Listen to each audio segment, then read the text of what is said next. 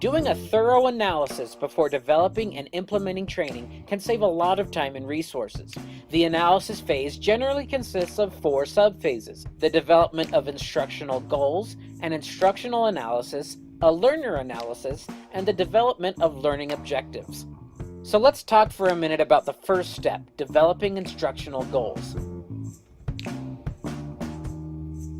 Let's say you have a friend that wants you to teach him how to make pizza. Better yet, his mom wants you to teach him how to make pizza. To do this effectively, you would have to clearly define what the goal of this little training would be. Does she want him to know how to build every type of pizza, from 4 cheese to Alfredo chicken to stuffed crust? Or does she just have a certain type of pizza in mind? Finding out and making a clear instructional goal can save a lot of time and effort. In this case, you would simply have to talk to your friend's mom. She's your client. Once you have clearly defined what your instructional goals are, you will be better equipped to develop the instruction.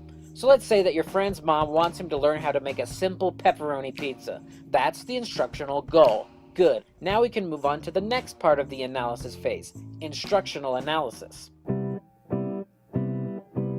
During the instructional analysis, a curriculum creator defines and writes out all of the steps necessary to carry out the instructional goals. Now this phase is often not as simple as it seems. In our pizza analogy, it sounds easy enough at first. Just roll out the dough, throw on the sauce, cheese, and pepperoni, and toss it in the oven, right? Well, it's actually a lot more complicated. Your friend has to know how to make dough or where to buy it. He needs to know what techniques and tools are required to roll it out. He needs to know the ingredients of the sauce and how to spread it out evenly.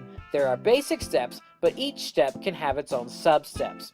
A finished instructional analysis is a chart that looks something like this. It is very specific and outlines the goal steps learners need to have to achieve the instructional goal. Many instructional designers are continually adding to and refining their instructional analysis as they go through the other steps of designing training.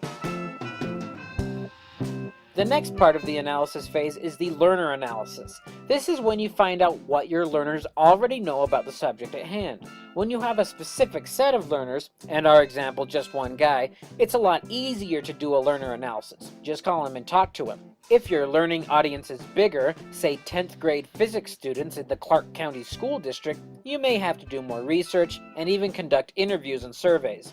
Knowing where your learners stand regarding your subject helps you know how much or how little you need to teach them.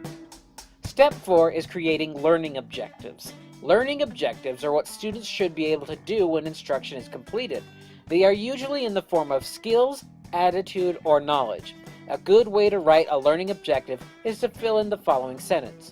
By the time a student finishes this course, he or she should be able to blank.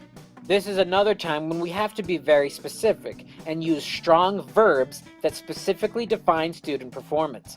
In our example, we know our instructional goal is to teach your friend how to make a pizza, but we need to be more specific with our learning objectives. Based on what we learned in our instructional analysis and learner analysis, we can come up with some good learning objectives, like this.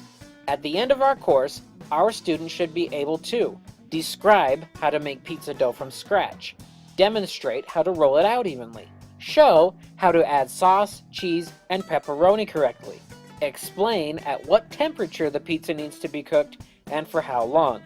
Knowing what our learning objectives are is going to go a long way in helping us design our course. So, that's a basic overview of the analysis phase of the ADDIE model. Can you see how doing this groundwork before creating instructional materials can help you utilize your resources better? Good. Next, we'll talk about the design phase. Thanks for watching.